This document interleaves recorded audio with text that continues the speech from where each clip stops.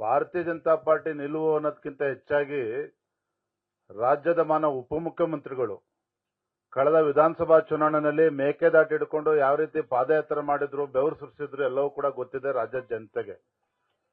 ಇವತ್ತು ಬೆವರು ಸುರಿಸಿ ಪಾದಯಾತ್ರೆ ಮಾಡಿ ಅಧಿಕಾರಕ್ಕೆ ಬಂದಿರತಕ್ಕಂತ ಕಾಂಗ್ರೆಸ್ ಪಕ್ಷ, ಕಾಂಗ್ರೆಸ್ ಸರ್ಕಾರ, ಆ ಪಕ್ಷದ ಮುಖಂಡರಿಗೂ ಉತ್ತರವನ್ನು ನೀಡಬೇಕು. ಇವತ್ತು ಅವರ INDA ಪಾರ್ಟ್ನರ್ ಇವತ್ತು ಈ ರೀತಿ ನಿಲುವು ತೆಗೆದುಕೊಂಡಾಗ ಅವರ ಒಂದು ನಿಲುವೇನು ಅನ್ನೋದನ್ನ ಸ್ಪಷ್ಟಪಡಿಸಬೇಕು. ರಾಜ್ಯದ ಜನತೆಗೆ ಉತ್ತರ ನೀಡಬೇಕಾಗಿರ್ತಕ್ಕಂಥದ್ದು ರಾಜ್ಯದ ಕಾಂಗ್ರೆಸ್ ಸರ್ಕಾರ, ಕಾಂಗ್ರೆಸ್ ಪಕ್ಷದವರು ಉತ್ತರ ಕೊಡಬೇಕು, ನಾವಲ್ಲ. ಎಸ್ ಸರ್, ನೆಕ್ಸ್ಟ್ ಅಂತ ಹೇಳ್ತೀರಾ. ಆ ಕಾರಣಕ್ಕೋಸ್ಕರ ಅಲ್ಲಿನ ಬಿಜೆಪಿ ವಿರೋಧಿಸ್ತಾ ಇದೆ. ರಾಜ್ಯದ ಹಿತಾಸಕ್ತಿ ಏನು ಅಂತ? ರಾಜ್ಯದ ಭಾರತೀಯ ಜನತಾ ಪಾರ್ಟಿ ಅಥವಾ ನಮ್ಮ ಪಕ್ಷ ನಿರ್ಧಾರ ಸ್ಪಷ್ಟವಾಗಿದೆ.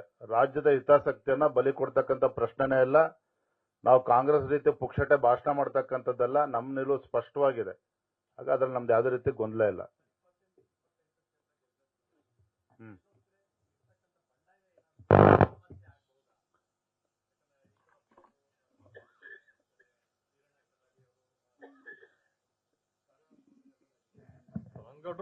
ಎಲ್ಲವೂ ಕೂಡ ಶಾಂತಯುತವಾಗಿ ಮುಂದೆ ಹೋಗ್ತದೆ. ಎಲ್ಲವೂ ಕೂಡ ಸರಿ ಹೋಗ್ತದೆ. ವಾತಾವರಣ ತಿಳಿ ಆಗ್ತಾ ಇದೆ.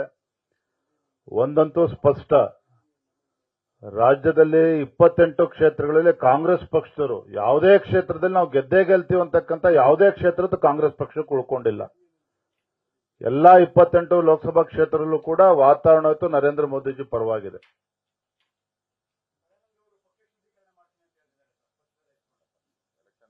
ಎಲ್ಲವೂ ಸರಿ ಹೋಗಿದೆ, ತಿಳಿಯಾಗಿದೆ. ನಿಮ್ಮ ಇದು ಅರ್ಥ ಆಗ್ತದೆ. ಎಲ್ಲ ನಮ್ಮ ಮುಖಂಡರು ಕೂಡ ಒಗ್ಗಟ್ಟಾಗಿ ಒಂದಾಗಿ ಚುನಾವಣೆ ಎದುರಿಸ್ತೇವೆ. ನೋಡಿ, ನಮ್ಮ ಮುಂದೆ ಇರತಕ್ಕಂಥದ್ದು ಗುರಿ ಸ್ಪಷ್ಟವಾಗಿದೆ. ಕರ್ನಾಟಕ ಬಿಜೆಪಿ, ರಾಜ್ಯ ಬಿಜೆಪಿ ಏನಿದೆ ಇವತ್ತು, ಕರ್ನಾಟಕ ಅಂತಕ್ಕಂಥ ದಕ್ಷಿಣ ಭಾರತದಲ್ಲಿ ಇವತ್ತು ನಮ್ಮ ಹೆಬ್ಬಾಗ್ಲಿ ಇವತ್ತು ಬಿಜೆಪಿಗೆ. ಅದನ್ನ ಇನ್ನೂ ಕೂಡ ನಾವು ಸದೃಢಗೊಳಿಸಬೇಕಾಗಿದೆ. ಭಾರತೀಯ ಜನತಾ ಪಾರ್ಟಿ ಇವತ್ತು ದಕ್ಷಿಣ ಭಾರತದಲ್ಲಿ ಇವತ್ತು ಸುಭದ್ರವಾಗಿದೆ ಕರ್ನಾಟಕದಲ್ಲಿ ಅನ್ನೋದನ್ನ ರುಜುವಾತ್ ಮಾಡಬೇಕಾಗಿದೆ. ನರೇಂದ್ರ ಮೋದಿಜಿಯವರ ಕೈಯನ್ನ ಬಲಪಡಿಸಬೇಕಾಗಿದೆ. 100ಕ್ಕೆ 100ರಷ್ಟು ವಿಶ್ವಾಸ ಇದೆ. ಈ ಒಂದು ಲೋಕಸಭಾ ಚುನಾವಣೆಯಲ್ಲಿ ಅದನ್ನ ನಾವು